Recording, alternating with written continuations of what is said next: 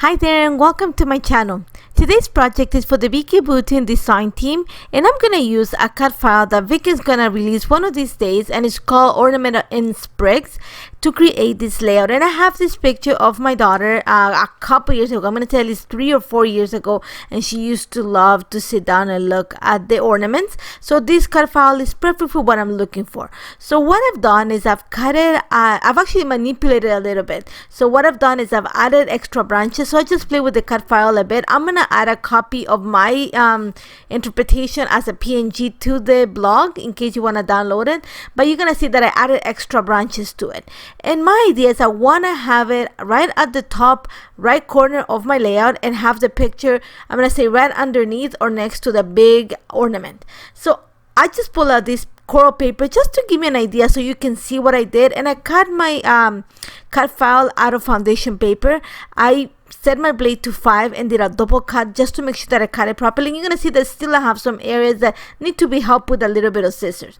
So I'm really loving the background. It's making the ornament stand out. So I'm going to try to mimic it in my way using foundation paper. So what I'm going to do is I'm actually bringing art crayons, and I'm going to create a fuchsia kind of reddish coral tone for my background. So you're gonna see that I'm gonna mix quite a few of the warm tones of the art crayons. I'm gonna use a bit of red, a little bit of fuchsia, a little bit of peach because I want to bring that orangey tone.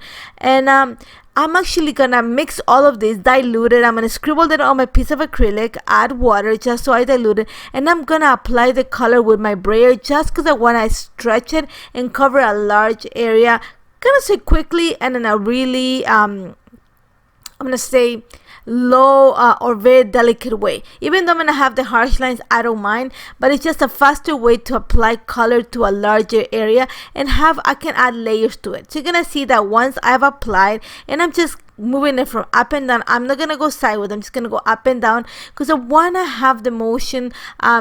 My idea was to have things hanging, kind of falling from the tree. So you're gonna see that I'm gonna keep that motion with the way that I run my brayer, so it's gonna be up and down. And all I'm doing right now is just kind of adding splatters to the edges just to soften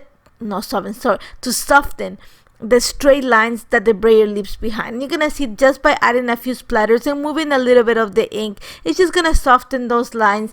I'm a fan of splatters. If you see my work, then you guys know that I worked a lot of my projects on splatters, but I'm also adding some of the splatters because I'm gonna actually lift up the paper in a bit. You're gonna see it. I'm gonna lift up the paper and I'm gonna tap it on my desk. And that's just gonna create the little drips on the background, and it's something that I'm looking for. Like I said, I'm thinking of things kind of hanging, falling from my background. Once I have that there, I'm actually gonna put it aside and let it dry for a little bit, and until that happens, I'm actually gonna go ahead and start working on my just kind of backing my cut file. So you're gonna see that I put the cut file on top, just added a little bit extra of my background just to make sure that the entire area where the background is the cut file is gonna sit is covered with some mixed media. And again, I'm just adding some of the mixed media, lifting the page and tapping it so that I get the drips, and I'm gonna set it aside to dry. Now my idea to back this cut file is I want to keep it, I'm gonna make the leaves green, and I'm gonna have the little, I'm gonna say it looks like holly berries red. So I'm just pulling papers from the Wildflower and Honey collection, and I'm gonna use the 4x6 cards, the cut apart. The B side has this beautiful green with like a little soft leaf drawn on it, and I'm also going to use the chevron paper. I'm going to use the green line to back all the leaves that I have on my cut file.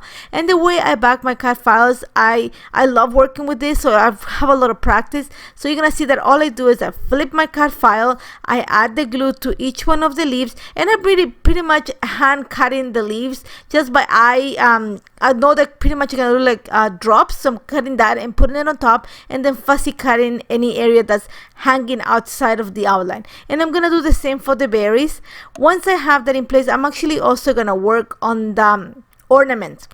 And I want to bring the same colors that I have in the ornaments of the picture. So you're going to see there's a lot of deep blues, there's navy. That year the tree had, I was inspired to make my tree by the colors of a peacock. So lots of purples, emeralds, like the tree was full of that. So you're going to see that my daughter is actually holding a I think it's like a navy kind of very turquoise, dark turquoise ornament. So I'm gonna pull some of the papers from Vicki. It's a wildflower and honey, and I'm backing the little bulb with the B-side, that really nice teal. And then to make the big ornament, I wanted to make that blue that my daughter is holding. So I couldn't find any paper that had that blue or close enough. So I'm gonna make it. For that, I pulled this piece of the pre-made mixed media backgrounds, and it's the one that has these big strokes of watercolor, and I'm going to use the blue part, and I'm just going to add some art crayon to it. So I just scribble some of the art crayon. I'm using all the blue tones, and with my stencil brush I'm just scribbling on a piece of acrylic, and I'm picking up the color with my brush and applying it on a circular motion. And just to activate and make the color more vivid, I'm actually damping the brush on a baby wipe and then applying it. Once I like the color, I'm actually gonna back the cut file with it and then just apply it. And then I went onto the papers and found this paper that is the one that has all the watercolor hearts. The B side has this beautiful teal, so I'm gonna just back the smaller ornament with it. And I'm pretty much done with my cut file, and I'm gonna put it aside and continue working on the background now that it's dry. Now, if you see my tree full of lights, I have a tree that has a lot of lights. It takes a while to put up actually. So what I'm going to do is I want to bring that twinkling look onto my background, and for that I'm going to use the ink wheel, and I'm going to use this one of my favorite stamps that Vicki has released besides the circles, and it's the one that has all the different little pieces that you can add texture to a layout. So I'm going to use the little cross hatches, and then I'm just going to use silver and gold to kind of apply the stamping everywhere on my background, but not everywhere, just where I would think the lights will be shining. I know it's weird to think about it, just I don't know, you're gonna see that I put the cut file and I'm lifting it, kind of thinking where would the lights be sitting. Once I have that in place, honestly, I was like, it's not cutting it, I need to bring more shine. I thought about embossing, but I didn't want to emboss already because the foundation paper that I used, I did not yeso it, so there was a little bit of a curl. I don't want to add more water, and embossing will cause it to curl more. So my choice is I'm going to work with the glazes. I'm going to start with some rose gold, and all I'm doing is diluting it. Tiny little bit of the rose gold. I'm gonna add water, I'm gonna dilute it, and what I'm gonna create is drips. I'm gonna have drips of this metallic paint down my page. So like I said, I want things hanging in the background just to mimic like the ornaments, the lights hanging in a tree. So I added my little pink rose gold, and one of the things you have to consider if you want to do this is you want to have to make it really liquid, really fluid, the paste, otherwise it's gonna just kind of clump up. So you're gonna see that I try and I have to add water just to make sure that it runs down the page. Now I wanted to bring more of that fuchsia look to it, so I decided to use a little bit of iridescent glaze and mix it with a little bit of the sugar strawberry watercolor marker. But once I mixed it, it looked neon. So you're gonna see that I'm gonna abort it. I'm just gonna add a few splatters of the paint that I created, and instead I'm gonna mix a little bit of just the iridescent glaze with some water just to bring some of that white translucent look but shiny onto the page. And again, I'm doing that in splatters, and then kind of tipping my page forward and tapping it on the table, and that's gonna create a soft drip. And then I'm gonna actually bring a little bit of gold and do the same technique all over again. And here's what I said, that you have to make sure if you want to create the drips, you have to make sure that your glaze is diluted enough to be fluid and run down the page. You're going to see that when I add my gold, even though it looks really fluid, there's an area, I'm going to say on the top left corner of my layout, which it didn't run that much, so it kind of clumped a little bit. And even on the final project, like the final look, you still see the little clump of the glaze, and I'm not too fond of that, but I'm not hating it, but I'm not loving that little part of it. But like again, you're gonna see that I add splatters, I lift up my page, I tap it on my desk, and that creates the drip, and I'm really happy what it looks like until the area on the top left corner, but it will work. Now what I'm doing for the picture is I'm gonna actually frame it with a piece of that really navy blue that comes, I think it's from the Queen Bee paper. The B side is really pigmented, so I'm gonna frame my picture with that, and then add another piece of paper. It's the same color, the B side of the black and white floral paper. I think it's called In Bloom paper. And once I have that, I'm gonna add some foam adhesive behind everything and I have on my layer.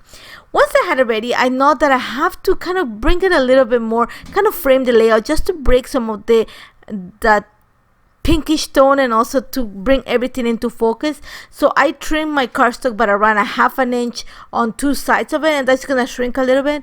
And then I'm gonna create a paper from this paper. Again, this is the one that has the black and white florals on one side. I think it's called, oh my god, it's so bad that I don't know the name, so sorry about that. It's either In Bloom or Greenery, but I'm gonna cut actually a 1½ inch frame out of it and glue my background onto it, and that's just gonna bring some of the green that I have on the leaves and onto the layout, and also gonna frame the layout completely. And I think it needed that just to, I don't want to have the sprig floating in the air, and that's the idea that I had when I didn't have this green background. So what I'm gonna do to make sure that the background stays in place is I'm gonna use a red tape, and just because it's one of the strongest tapes that I have. And like I said, my page curled a little bit, which I wasn't too fond of it. So the red tape is gonna make sure that it stays in place. So all I'm doing right now is just gonna attach everything, and I added foam adhesive behind my CAD file, not a thick one, it's a very thin foam adhesive, so it's gonna give it a little bit of a lift, but not like make it come completely out of the page. So it's gonna be a little bit of a shadow underneath, a little bit of dimension, which I love. Once I have it in place, you're gonna see that some of the leaves are kind of coming off the page, and that's okay. That's the look that I want to go, just because I don't want it right on the center, otherwise my picture is gonna be off the page. So I have to put it towards the right of the layout so the picture will be more on the center. And then after that, it's gonna come to decorate it. I'm gonna keep it very simple because I think the background is really not busy, but it has a lot of color, and I don't want to add lots. I love this picture, one of my favorites of my daughter that I've taken in the years that I've been photographing them. So I'm just adding some embellishments from Vicki's Wildflower and Honey collection. Lots of the colors that match, some pink, some teal, some blue. And then I'm actually gonna bring some of the puffy stickers. I'm gonna bring those gold stars just to bring some of the warm tone that I have in the pictures and the gold that I have, the drips that I have. And then to create my title, I kind of struggle quite a bit with this, and then I remember that I have stickers from Crepe Paper's Mary Days collection last year. I bought a second set of puffy stickers that I have hanging in my little stash, so I'm gonna create the title with that. And then I'm gonna add my lines of journal right underneath the picture, and that's about it. I love how this turned out. The only thing is that little part that you see right now on the screen, that gold part, it kind of didn't drip the way I wanted it, but after that, I love how this turned out. As always, if you have any questions or how this came together, please don't hesitate to contact me. I'm sure Vicki is gonna release the card file any of these days. There's a lot gonna be happening with Vicki and giveaways, so make sure you stay attentive to social media. Thank you so much for joining me, and I hope to see you soon. Take care, guys.